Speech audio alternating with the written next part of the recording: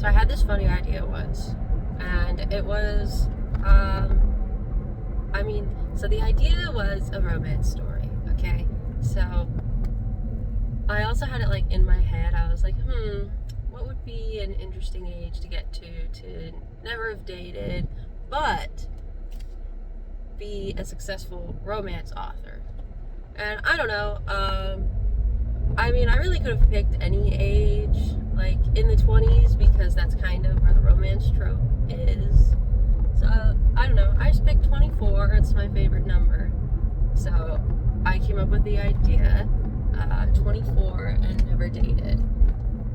And it was, basically just, at first, it was a self-insert, but then, well, not exactly, because the whole time I really was just using parts of myself kind of to explore that, almost using the art of writing as a form of therapy for myself.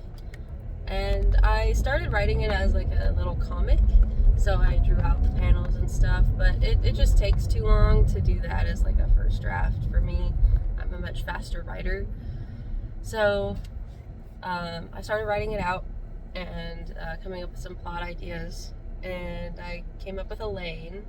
I have a lot of E characters, like characters that are main characters that start with the letter E. I might be biased, but I do digress. Anyway, so 24 Never Dated is just like a silly rom-com idea that I had, but I wanted to also explore the feelings of social anxiety, and the reason why she never even had like a chance was because she just didn't get out in the world, and she essentially self-isolated, not because she's necessarily an introvert, but because she has social anxiety, and the thought of going outside is just so debilitating. So in the first episode, I think it might even still be on Webtoons. I don't know if I took it off or not, but maybe. She goes to the grocery store and she's like, well, okay, so it starts off with her in her house, and she's just like trying to write, and then, oh no, she accidentally throws her pencil. She has to get off the bed. Oh man, what a hard day. Oh, and I guess she's kind of hungry, so she kind of hobbles to the kitchen to find nothing. Oh man, she is out of the food that she wants. She has other things she could probably make, but she does not have the willpower to do that right now. She's like, okay, I'm gonna go get my cereal and all that. And then I decided something that I struggle with in life a lot is actually that whole part of food and being allergic to a lot of things makes it difficult to exist in society a bit, especially with fast food culture and eating out. It can be very difficult and honestly very, very mentally draining to deal with. And so I decided that I think if I put that part of myself in her as well, the social anxiety part will make even more sense.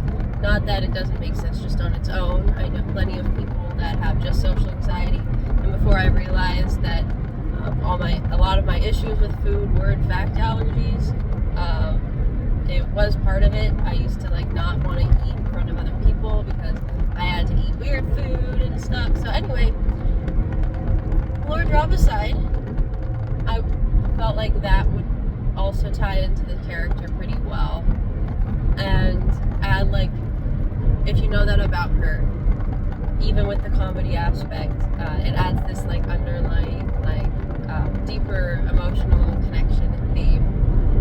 So she basically, she's gotta go to the store, and she's like, no, so she just decides to lay on the floor, and she's like, I should just go back to bed, but I can't go back to bed because now I was laying on the floor, which I walk on, and now my clothes are dirty on the floor, And because I'm dirty on the floor, I can't be dirty on my bed, because that's one of my few rules. So I can't go back to bed. I might as well go to the store. So maybe I should change. But no, I don't even need to change, because I'm now dirty on the floor. So I can just go to the store in this. Great train of thought. But she doesn't want to go to the store. Until her one friend that she's got texts her. I think her name is Sue. I don't know. I was reading a lot of webtoons. Something like that. Anyway, she texts her and is like, I know what you're doing right now. I know you well enough. Get your lazy butt to the store. I don't think you can do it. So now it's a challenge.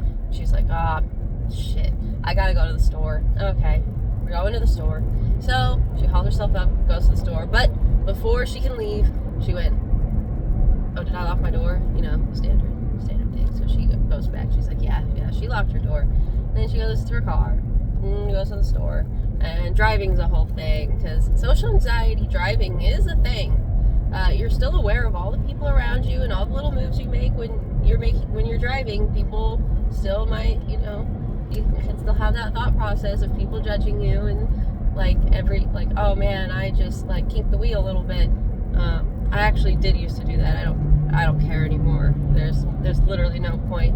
The only time people care is if you cut them off, you drive really, really slow, or you drive really, really fast. So just don't be an a-hole on the road, and you're fine. But anyway, so she goes to the store, but then she's got to get a cart.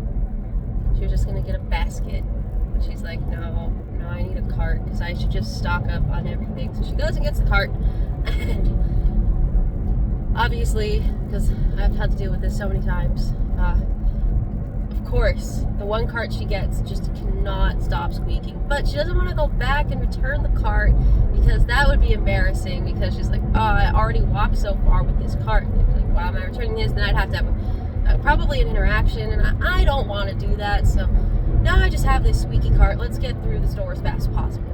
Now she's squeaking through the store, getting her things. Then she gets to the cereal aisle, and she's shorter,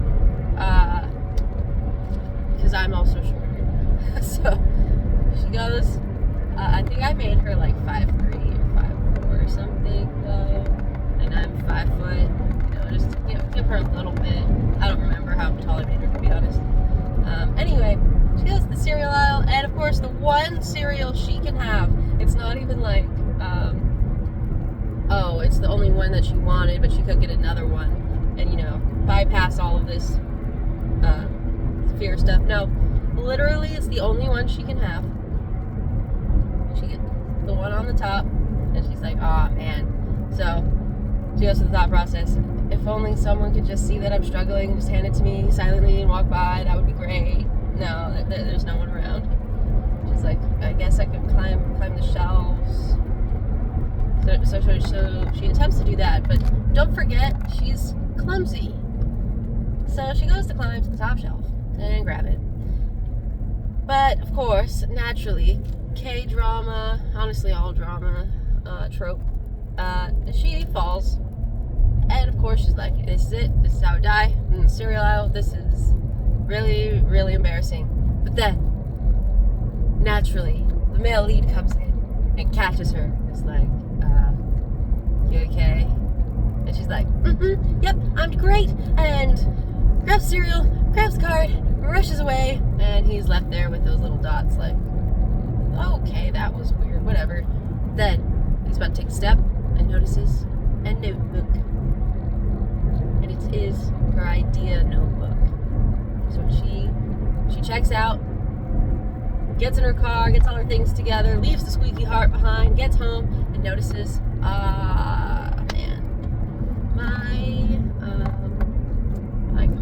my notebook with all of my book ideas is in this.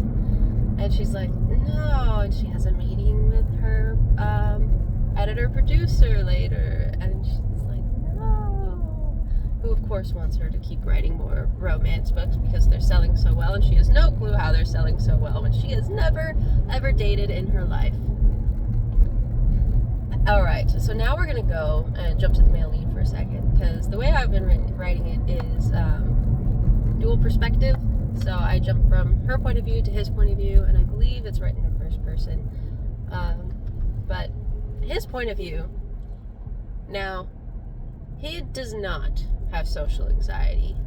He's got just like stress. He's stressed. He's got a lot that he's dealing with on his plate. While most of Elaine's is a lot self-inflicted, and of course like physically due to like medical problems. His is more like family, situational, financial. So he is a guitarist, and he likes to make music. And so he's working on like being a musician, but his family's like, you need like a normal job. And he's like, well, fuck that. Oh, yeah. And essentially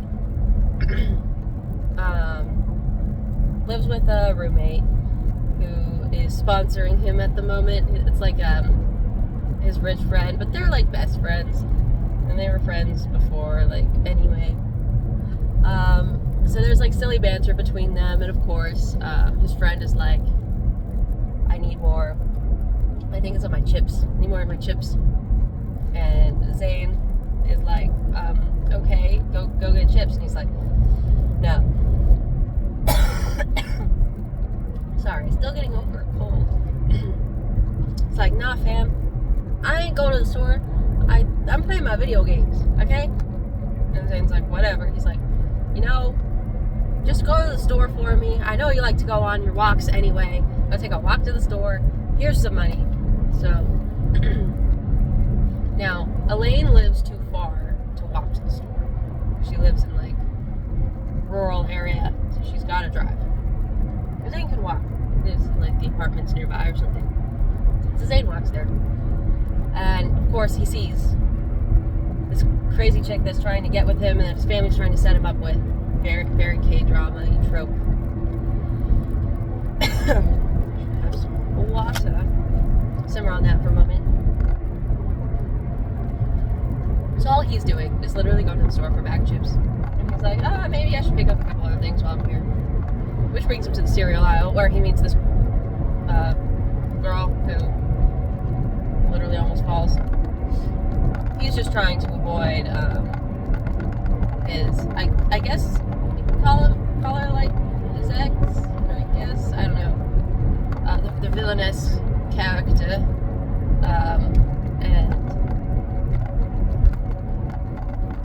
so avoiding her, and then he does end up taking the notebook and then tries to find her,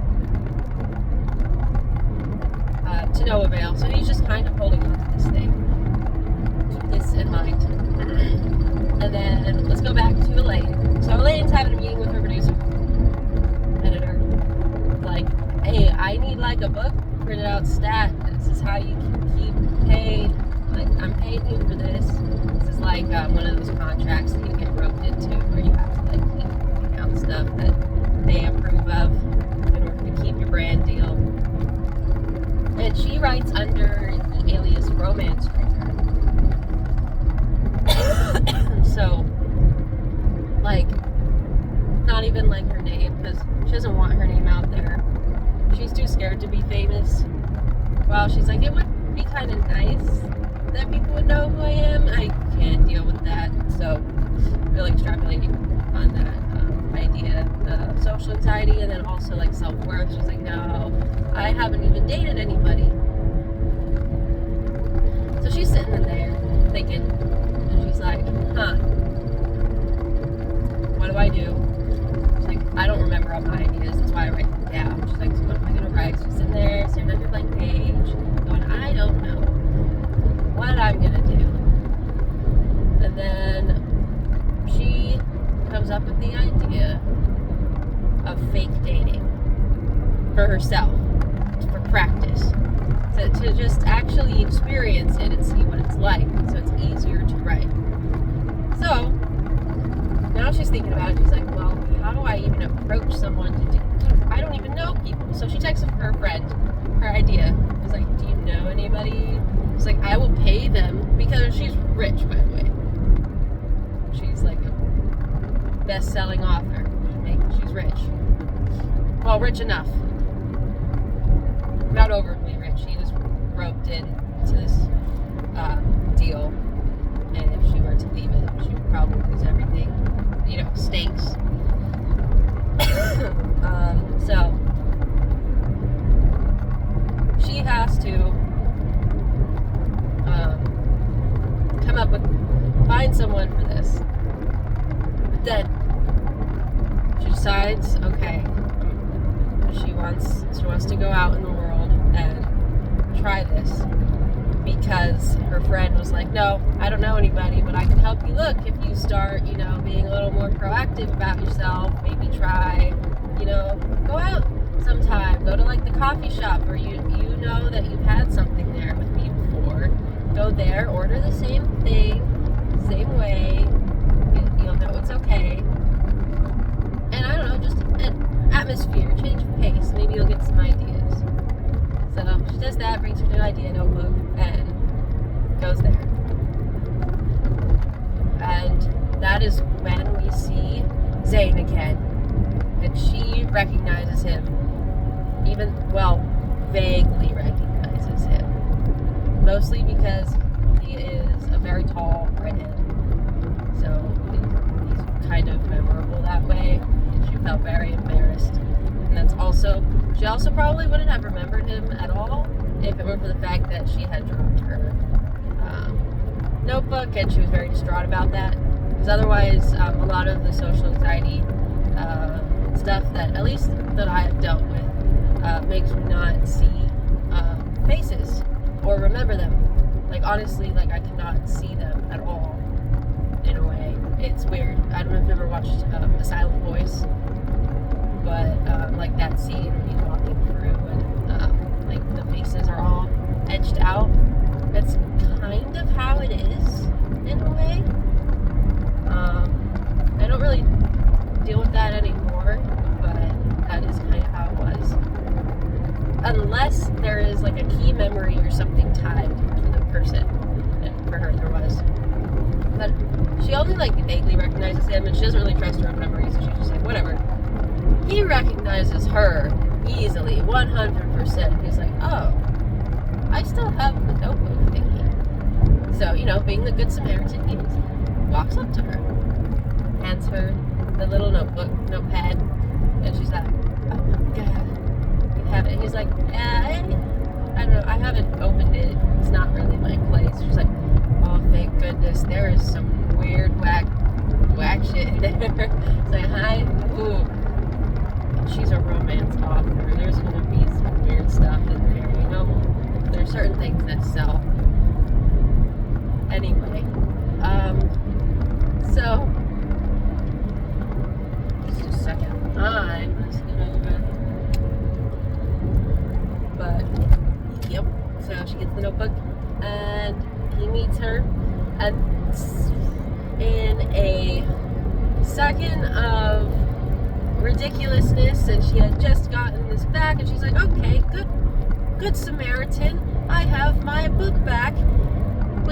Would you like to date me? And he's like, huh?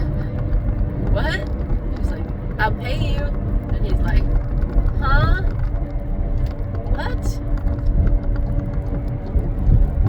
Like, I don't understand. So now, trope scene set. And so she then fumbles to explain, like I am, right?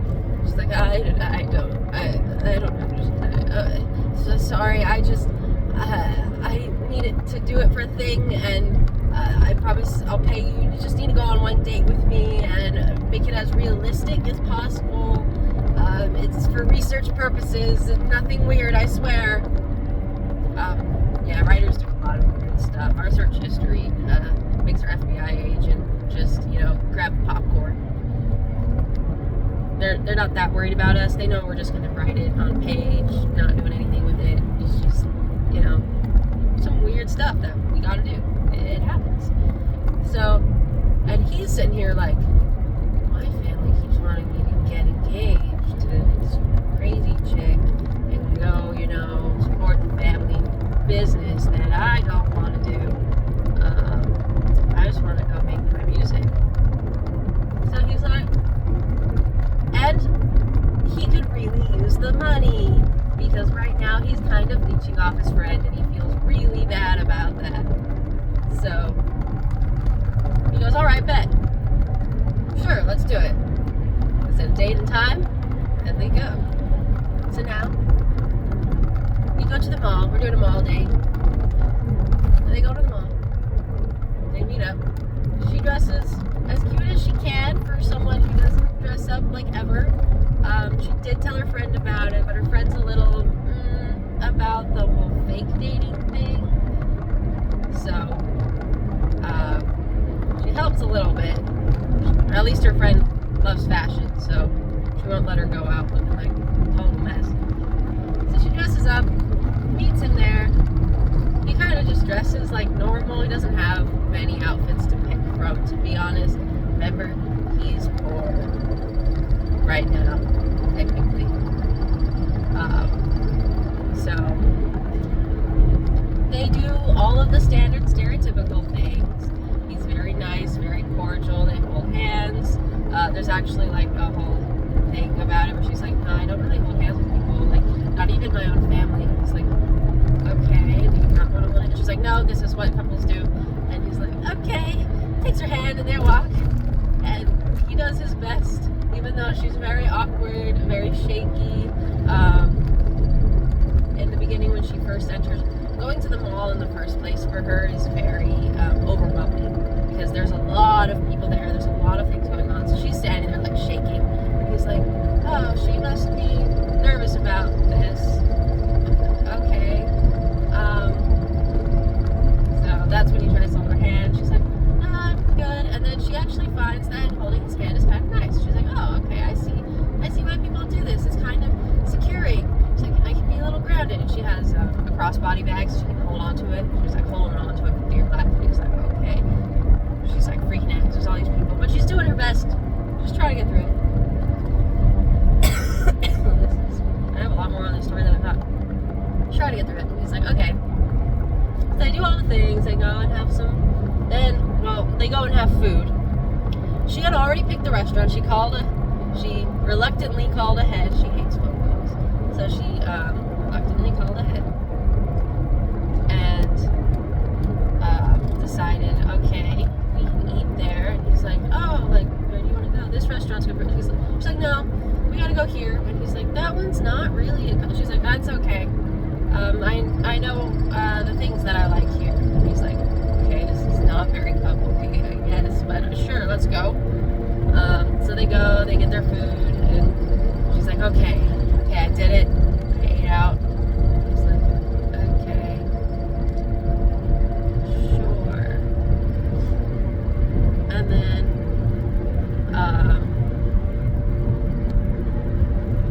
they go, they do some more coupley things, I don't know. Skip forward a bit to the goodbye, and she's like, thanks, that was a really nice time out. Like, it was good. I appreciate it. He's like, well, you paid me. She's like, yeah, but you didn't have to, like, agree. Or, honestly, like, be as nice as you were. Like, I've heard the horror stories of going out with guys from her friend. And he's like, oh, okay, then. And then she's like, alright. And they have their awkward kind of goodbye. And, yeah, that is about it. And then, skip forward a bit. Things with Zayn's family. They of course exchange phone numbers so they can contact each other. He decides to reach out to her and be like, hey, could we keep this fake relationship going? no payment necessary this time. Like, I need my family off my back. Enter that trope. And she was like, well, it doesn't hurt me. So we have all these scenes, and then he finds out that she's never actually dated anybody, and that's why that all happened. And he still has no clue, like, why she did this thing. He knows that, like, she writes because of, like, the notebook, but that's about, he doesn't, like, know anything else about her. She has a pen name anyway, so no one does. And then so there's also, like, a cute scene where he finds out that she's never even had a kiss before, and then we have even more like, adorable scenes. And then, of course, like, the whole thing with allergies. Unfortunately, can't be kissed if he's eaten anything that she's allergic to. That's always fun. So it adds a bit to it. But yeah, it's a 24 and never dated, cute rom-com story. I'm not going to tell you the ending yet, but I bet you can guess it. It does follow a lot of the same tropes. I thought this was going to be a lot shorter of a story to tell you right now, but I had a lot of fun little details in there, so I hope you enjoyed that story. It might still be up on Webtoons if you want to try and stalk it down. I don't know. I don't remember if I took it down or not. But I still have the artwork and stuff. Yeah, that is the romance story. Most of what I write is sci-fi, but I do write that occasional kind of story. I do love my indulgent tropes. They're very, very fun. Yeah, and I will see you in the next one. Bye!